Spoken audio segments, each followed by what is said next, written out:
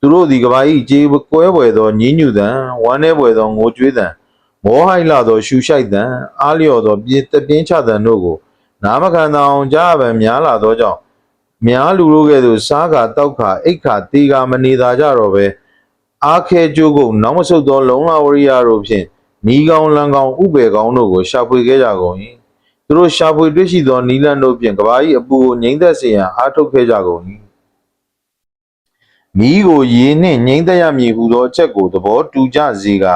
၎င်းတို့သည်ရေကိုရွေးချယ်ရ၌မညီမညွတ်ဖြစ်ခဲ့ကြကုန်၏ဆရာကြီးတယောက်ကမူကမ္ဘာအပူသည်နှစ်ကာလတောင်းလာပြီဖြစ်သောကြောင့်နှစ်ကာလညောင်းလာပြီဖြစ်သောကြောင့်အလွန်အမင်းအပူပြင်းထန်လျက်ရှိကြသည်ရိုးရိုးရေသာမှန်ဖြင့်ငြိမ့်သက်ခြင်းကမစွမ်းနိုင်ရာထို့အတွက်ကြောင့်ကမ္ဘာအပူရှိန်မတက်နိုင်လောက်အောင်ပင်ဝေးကွာလာသောအာကာသဝေဟင်ထက်ကောင်းကင်၌တည်ရှိသည့်အနောဒအိမ်မှရေသည်သာလျှင်တစ်စက်တစ်ပေါက်ချလိုက်ယုံဖြင့်ဤကဘာ၏အပူကိုငြိမ်းစေနိုင်သောတတ္တိတူရှိပေရသည်ဟုဟောပြောရှာ၏တို့ရာတွင်၎င်း၏အနောဒ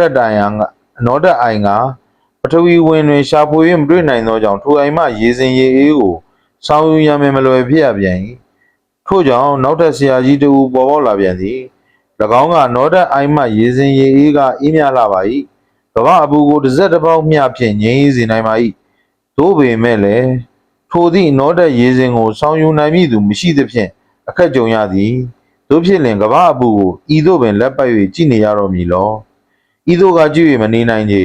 ထိုမြတန်းစင်အေးမြသောနောဒရေစင်ကိုမရနိုင်ခဲ့လျင်ဂင်္ဂါရမုံနာစသောမြစ်ကြီးတို့မှရေဖြင့်ငြိမ်းသက်ရမည်ဟုဟောပြောပြန်လေသည်ထိုအခါကမ္ဘာသည်အတော်တန်အားတက်လာလေပြီမြစ်ကြီးမြက်ငယ်သွယ်သွယ်တို့မှရေကိုခတ်ယူ၍မီးကြီးတွင်သို့လောင်းချငြိမ်းသက်ရန်ကြိုးပမ်းစားပြုလေပြီ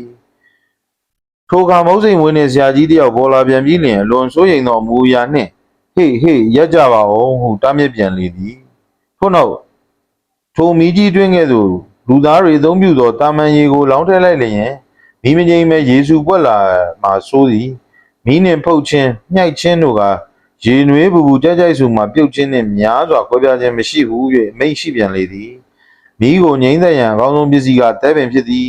တဲနှင့်လောင်းဖို့လိုက်လျင်မီးသည်အခိုးပင်မထွက်နိုင်တော့ဘဲတစ်ချက်တည်းငြိမ်းချုပ်ခြင်းသို့ရောက်မြဲဖြစ်သည်ဟုဆက်လက်၍မိန့်တော်မူလေသည်မီးကိုငြိမ်းသက်ရန်အကောင်းဆုံးပစ္စည်းကတဲပင်ဖြစ်သည်တဲနှင့်လောင်းဖို့လိုက်လျင်မီးသည်အခိုးပင်မထွက်နိုင်တော့ဘဲတစ်ချက်တည်းငြိမ်းချုပ်ခြင်းသို့ရောက်မြဲပင်ဖြစ်သည်ဟုဆက်လက်၍မိန့်တော်မူလေသည်ကဘာသည်လက်ခံပြီးသောကဘာတဲကန်နိုင်ရကြီးများမှတဲကိုထမ်းပိုးယူဆောင်ပြီးလျင်ကဘာမီးကြီးတွင်သို့လောင်းချစာပြုလေပြီ